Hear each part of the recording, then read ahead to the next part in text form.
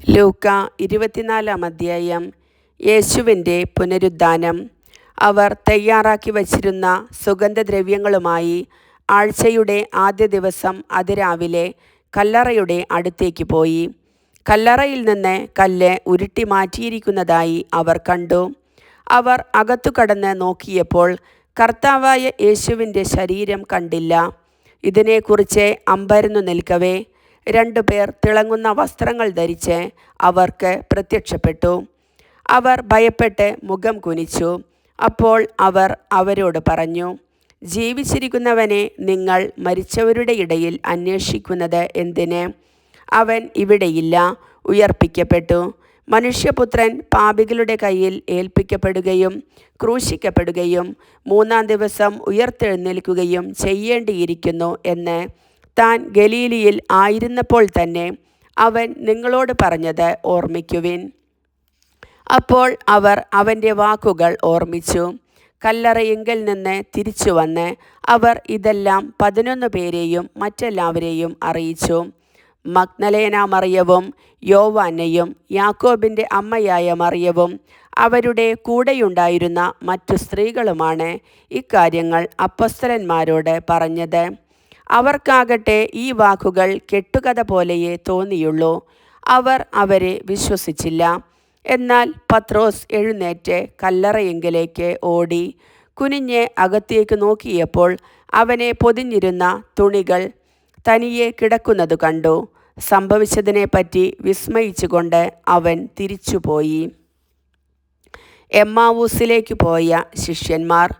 ആ ദിവസം തന്നെ അവരിൽ 2 പേർ ജെറൂസലേമിൽ നിന്ന് ഏകദേശം 60 സ്താദിയോൺ അകലെയുള്ള എമ്മാവൂസ് ഗ്രാമത്തിലേക്ക് പോവുകയായിരുന്നു.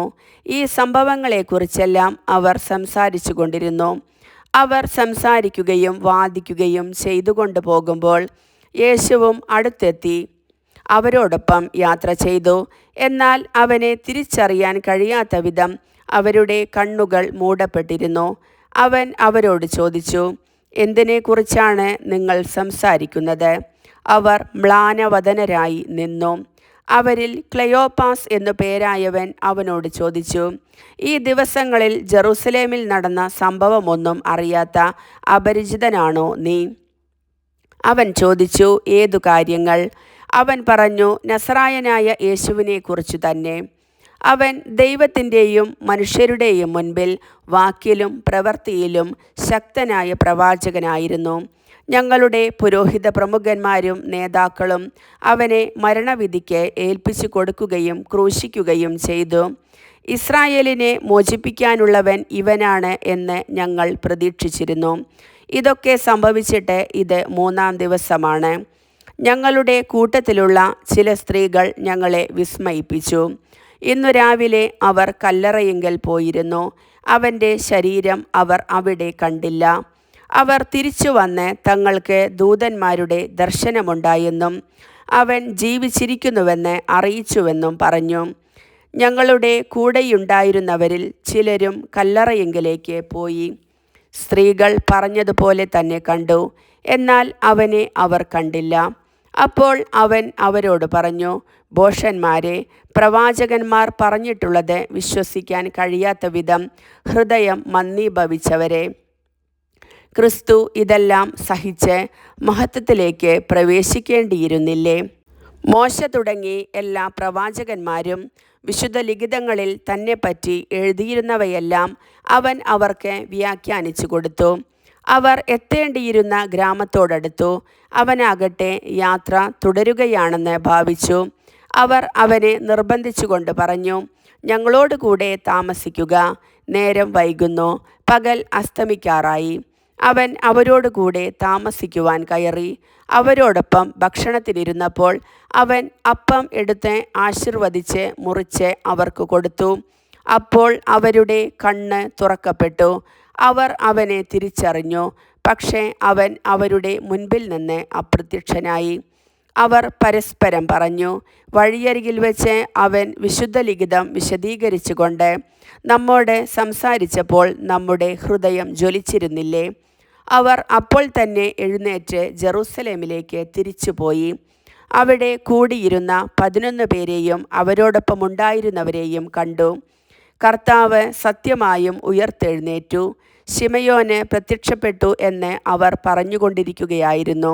വഴിയരികിൽ വെച്ച് സംഭവിച്ചതും അപ്പം മുറിക്കുമ്പോൾ തങ്ങൾ അവനെ തിരിച്ചറിഞ്ഞതും അവരും വിവരിച്ചു. യേശു ശിഷ്യഗണത്തിന് പ്രത്യക്ഷനാകുന്നു. അവർ ഇത് പറഞ്ഞുകൊണ്ടിരിക്കുമ്പോൾ യേശു അവരുടെ മധ്യേ പ്രത്യക്ഷനായി അവരോട് അരുളി ചെയ്തു, നിങ്ങൾക്ക് സമാധാനം. അവർ ഭയന്നു വിറച്ചു. ഭൂതത്തെയാണ് കാണുന്നത് എന്നവർ വിചാരിച്ചു. അവൻ അവരോട് ചോദിച്ചു, നിങ്ങൾ അസ്വസ്ഥരാകുന്നതെന്തിന്? നിങ്ങളുടെ മനസ്സിൽ ചോദ്യങ്ങൾ ഉയരുന്നതും എന്തിന്? എൻ്റെ കൈകളും കാലുകളും കണ്ട് ഇത് ഞാൻ തന്നെയാണെന്ന് മനസ്സിലാക്കുവിൻ. എന്നെ സ്പർശിച്ചു നോക്കുവിൻ. എനിക്കുള്ളതുപോലെ മാംസവും അസ്ഥികളും ഭൂതത്തിന് ഇല്ലല്ലോ. എന്നിട്ടും അവർ സന്തോഷാധിക്യത്താൽ അവിശ്വസിക്കുകയും അത്ഭുതപ്പെടുകയും ചെയ്തപ്പോൾ അവൻ അവരോട് ചോദിച്ചു, ഇവിടെ ഭക്ഷിക്കാൻ എന്തെങ്കിലുമുണ്ടോ? ഒരു കഷ്ണം വറുത്ത മീൻ അവർ അവന് കൊടുത്തു.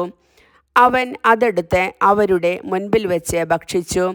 അവൻ അവരോട് പറഞ്ഞു, മോശയുടെ നിയമത്തിലും പ്രവാചകന്മാരിലും സങ്കീർത്തനങ്ങളിലും എന്നെക്കുറിച്ച് എഴുതപ്പെട്ടിരിക്കുന്നതെല്ലാം പൂർത്തിയാകേണ്ടിയിരിക്കുന്നു എന്ന് ഞാൻ നിങ്ങളോടുകൂടെ ആയിരുന്നപ്പോൾ പറഞ്ഞിട്ടുണ്ടല്ലോ. വിശുദ്ധ ലിഖിതങ്ങൾ ഗ്രഹിക്കാൻ തക്കവിധം അവരുടെ മനസ്സ് അവൻ തുറന്നു. അവൻ പറഞ്ഞു, ഇങ്ങനെ എഴുതപ്പെട്ടിരിക്കുന്നു, ക്രിസ്തു സഹിക്കുകയും 3-ാം ദിവസം മരിച്ചവരിൽ നിന്ന് ഉയർത്തെഴുന്നേൽക്കുകയും ചെയ്യണം. പാപമോചനത്തിനുള്ള അനുതാപം അവൻ്റെ നാമത്തിൽ ജെറൂസലേമിൽ ആരംഭിച്ച് എല്ലാ ജനതകളോടും പ്രഘോഷിക്കപ്പെടേണ്ടിയിരിക്കുന്നു. നിങ്ങൾ ഇവയ്ക്ക് സാക്ഷികളാണ്. ഇതാ, എൻ്റെ പിതാവിൻ്റെ വാഗ്ദാനം നിങ്ങളുടെ മേൽ ഞാൻ അയക്കുന്നു. ഉന്നതത്തിൽ നിന്ന് ശക്തി ധരിക്കുന്നതുവരെ നഗരത്തിൽ തന്നെ വസിക്കുവിൻ. യേശുവിൻ്റെ സ്വർഗാരോഹണം. അവൻ അവരെ ബഥാനിയ വരെ കൂട്ടിക്കൊണ്ടുപോയി കൈകൾ ഉയർത്തി അവരെ അനുഗ്രഹിച്ചു. അനുഗ്രഹിച്ചുകൊണ്ടിരിക്കെ അവൻ അവരിൽ നിന്ന് മറയുകയും സ്വർഗത്തിലേക്ക് സംവഹിക്കപ്പെടുകയും ചെയ്തു. അവർ അവനെ ആരാധിച്ചു. അത്യന്തം ആനന്ദത്തോടെ ജെറൂസലേമിലേക്ക് മടങ്ങി. അവർ ദൈവത്തെ സ്തുതിച്ചുകൊണ്ട് സദാസമയവും ദേവാലയത്തിൽ കഴിഞ്ഞുകൂടി. കർത്താവിൻ്റെ വചനം.